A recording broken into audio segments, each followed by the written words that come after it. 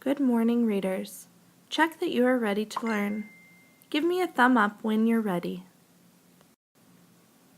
As you probably remember from yesterday, we were learning to create a mental movie of what was happening in our books by walking in our characters' shoes. Yesterday, as we became Opal from Because of Winn-Dixie, we pictured in our minds and could actually see that scene as it was happening. We know that sometimes our mental movie changes as we read our story. So today I want to teach you that a reader not only sees, hears, and imagines as if they are in the story, making a movie in our minds, but a reader also revises that movie. So we revise our mental movie. Sometimes as we read further into a story, we need to say, "Oops, I need to change what I'm thinking." Let's look back at a part of the story that we read yesterday. It says, Winn-Dixie couldn't stand to be left alone. We found that out real quick. If me and the preacher went off and left him by himself in that trailer, he pulled all the cushions off the couch and all the toilet paper off the roll.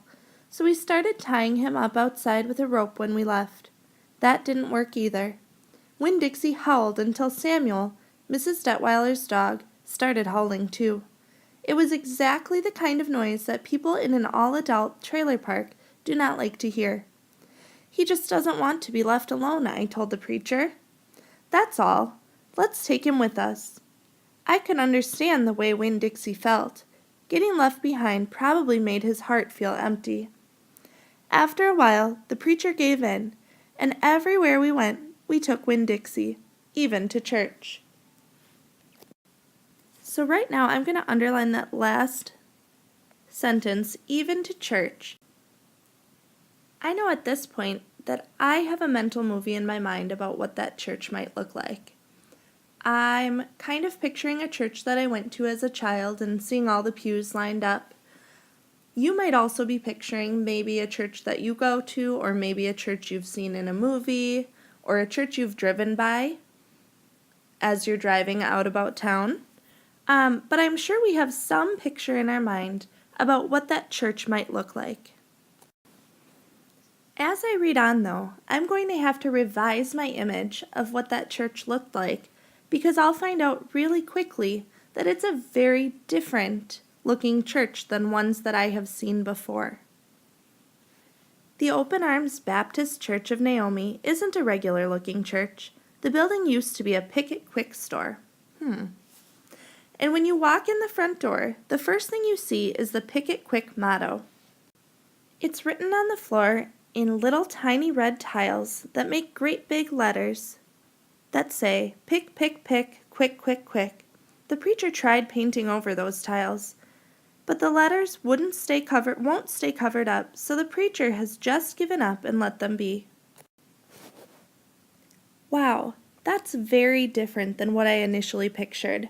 I'm now going back to that image I had of a grocery store and what that might look like, and seeing that big open space with tile floors instead of maybe a carpeted floor.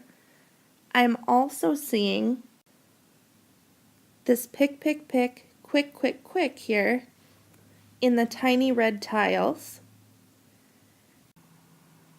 As I read on, I'll find out even more information that just doesn't quite fit with my mental movie that I created of the church.